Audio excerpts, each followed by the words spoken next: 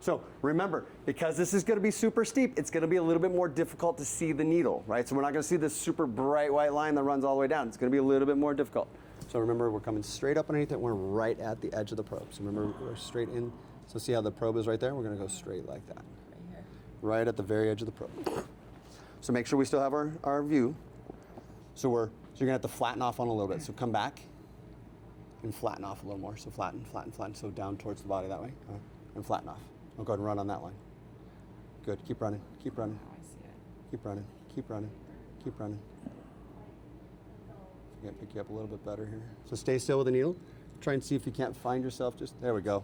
There we go. So needle's here. Run on that line. Keep running. Keep running. Everybody see it? Keep running. Keep running. Keep running. Keep running.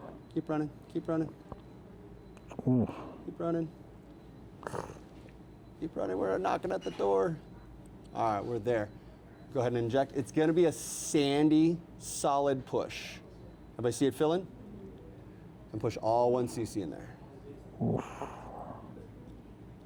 And then come all the way out when you're all done. There we go. There's one side. Hey, well done.